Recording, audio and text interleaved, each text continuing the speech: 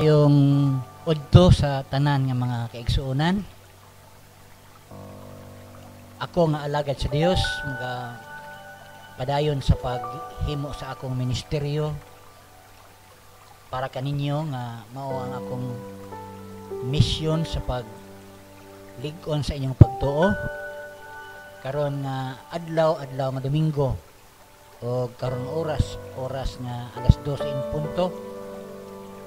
O para kanako usapod kini ka maayong oras tungod kay oras kani sa ting pahulay unya nakatapos na pod kamo sa inyong pagpaniudto. Gusto kong gamiton kini nga oras para makatabang ko paglingon siyang pagtuo mga igsuon kay kita naka paniid sa atong palibot nga naa na gyud ka sa gitawag og ulahing mga adlaw. Tungod sa mga ilhanan nga atong makita karon nga wa ta kasabot sa atong kapanahonan.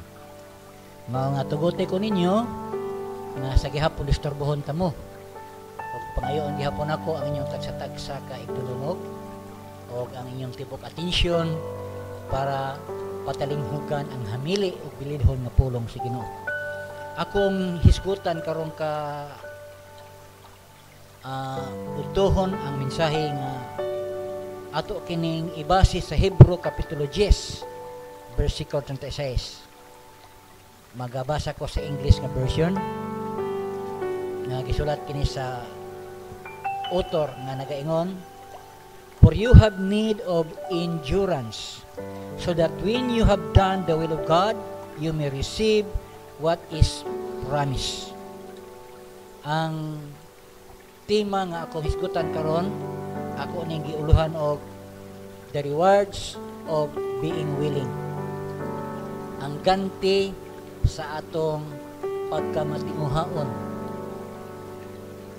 Kung atong hinumduman ang gitudlo ni Ginoong Kristo nga gitawag og the Lord's Prayer sa libro sa Mateo, sa iyahang mga unang tinun-an, isa sa iyang gisgutan sa iyang mga pag-ampo nga mao iyang gihimong pattern para sa iyang mga tinun-an nga nangutana kanya unsang pag-ampo, ang naka-linya nga nagaingon dito nga ang gingharian sa Dios magaabot o ang kabubuton sa Dios pagatumanon diri sa yuta maingon man usab kadto sa langit.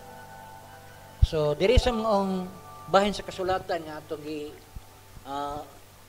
ablihan karong kaudtuhon nagaisgot diri nga ang atong pagtuman siyang kabubuton basihanan kini nga makadawat kita mga ganti o reward. No, akong usbon pagbasa para mahimong mas matinaw para kaninyo.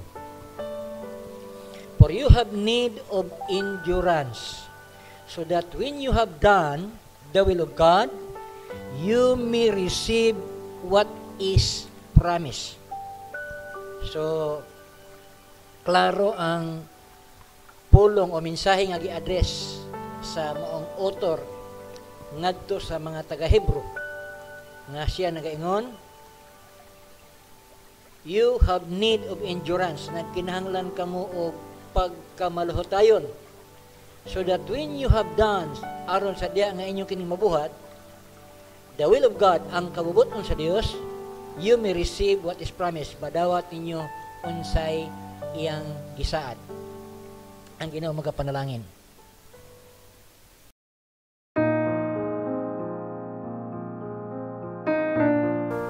Dunay mga writer nung akong na-encounter sa nabasa nako sa mga daily bread, matud pa sa mga nagatuon jud mahitungod sa kinang gitawag og kinabo sa tao, no? Gitawag sila mga anthropologist.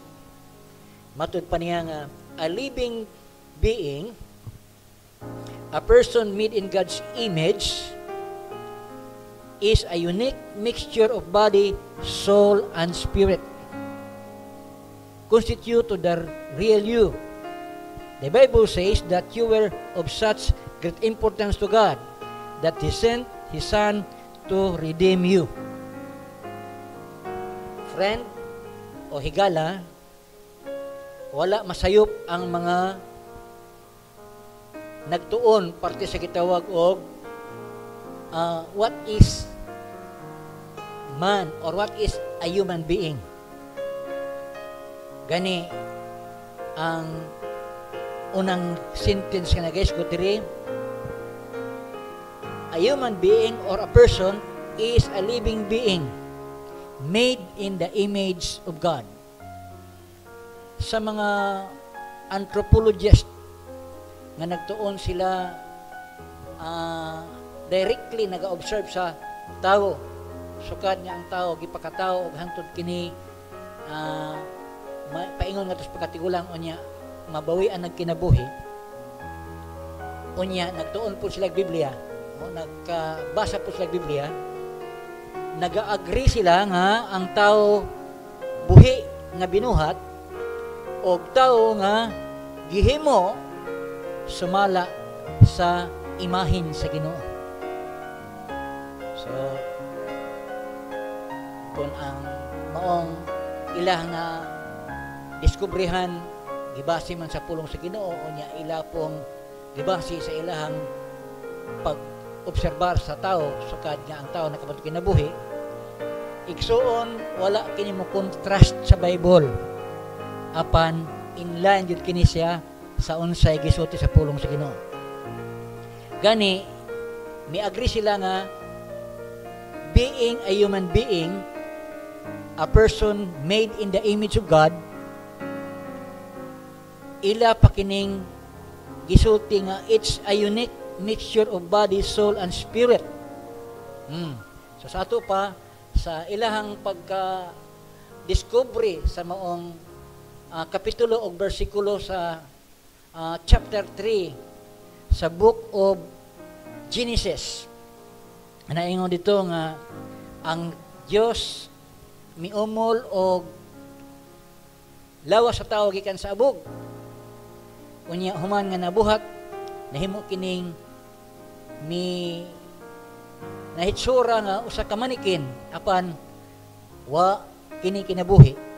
Mugani nga sa nakita niya nga mahimo lang kining gitawag og igo lang kini nga i-display apan dili kini mapahimuslan. Ingon pa ang Biblia, gibahin sa Dios ang iyang spirito pinagispaghuyop sa ginhawa sa tao, sa ilong sa tao. Unya sa dihang gihuyop niya ang iyang gininhawa sa Dios nga mao iyang spirito ngadto sa ilong sa tao, ang maong tao na sudlan kuno siya kinabuhi. Ug ang maong kinabuhi gitawag siya kalag. Unya inubanan sa spirito sa Ginoo. Mao nga ang tao ang kinabuhi nga nabutang sa sulod sa maong lawas nga giumulikan sa abog, duha ang gibutang, ang kalag o ang spirito.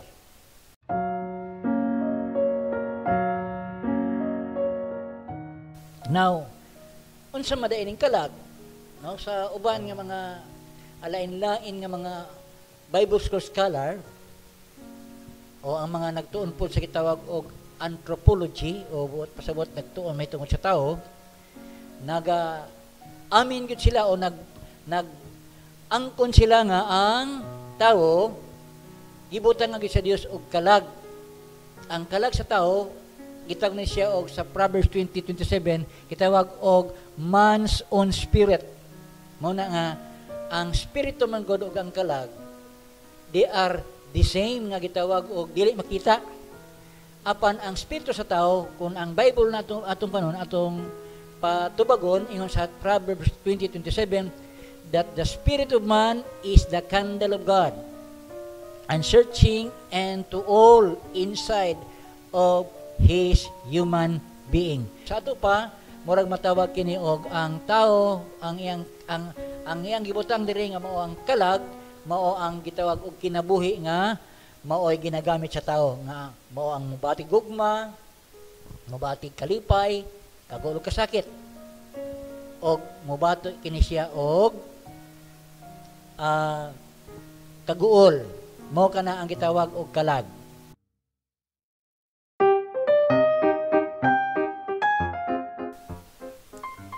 Pero ang spirito nga iya sa Dios gibutang mao kuno ang monitor sa kinasuran sa tao. Mao na nga doon natin gitawag og inner man. Ang inner man nato mao'y naga plano kung unsa ang atong mga gustong buhaton sa atong kinabuhi. Pero ang kagwapo kay gibutang po sa Dios ang iyang spirit. Ang spirit nga gibutang sa Dios sa atong sulod mao ni ang gitawag og God's consciousness, no. Ako sang ikuan yun nga ang kalag, it's a man's own consciousness. Pero ang gitawag og spirit sa Dios, Spirit of God, is gitawag God's consciousness ato. Mao na nga ang atong gitawag og kaning gitawag og kalag, kanunay kini siyang muplano kung unsay iyang gustong buhaton siyang kinabuhi og mo bati po ni siya kalipay og kasakit tungod kay mo kana ang iyang function. Pero igsoon ang spirit mo kini ang nagatudlo permi sa tao nga do nagyoy iyang creator. Mo ni ang gitawag og the Spirit of God.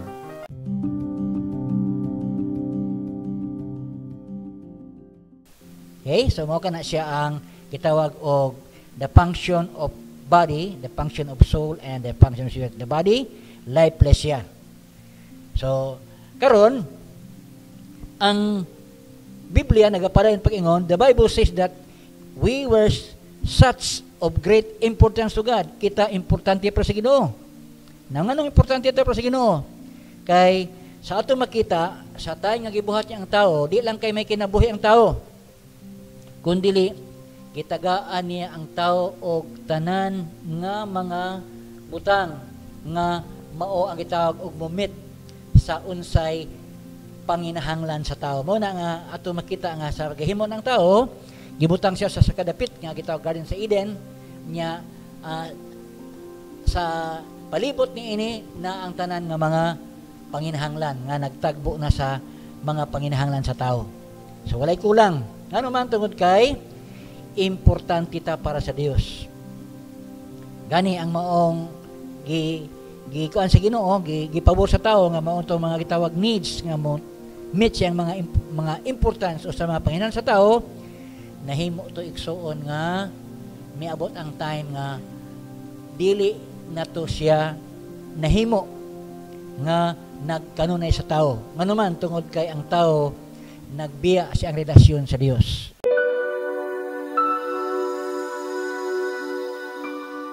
Mano to ang mga butang unta nga iyang gikinahanglan normally ginamit sa Ginoo apan sa time nga nagbiya siya ang relasyon tungod ni adtong pagsupak niya sa sala, ang nahimong hitabo ang iyang mga need dili na normally nga nagnamit nga naman tungod kay wala na siya sa dapit nga didto ang gitawag og pagkinabuhi nga ang iyang kinabuhi nagasunod siya sa kabubuton sa Ginoo. So, sorry to say igsoon that beginning at that time, ang gitawag og the need of man was not and is not now normally met. Wala na kaniadto pa og hangtod karon wala na kini normal nga ma-met sa Ginoo tungod kay ang tao nahimo man nagpalayo sa Dios.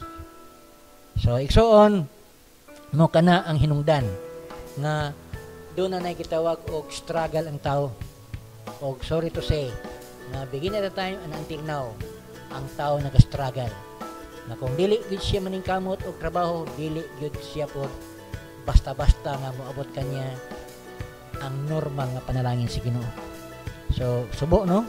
Pero tungod kay ang tao nagbiya man sa iyahang gitag pagsunod sa kabubuton sa Ginoo, mo hinungdan nga ang iyahang gitawag og mga normal nga mga panginahanglan nga normal pod nga ginamit sa Ginoo regularly og normally nahimo ni igsuon nga na-change.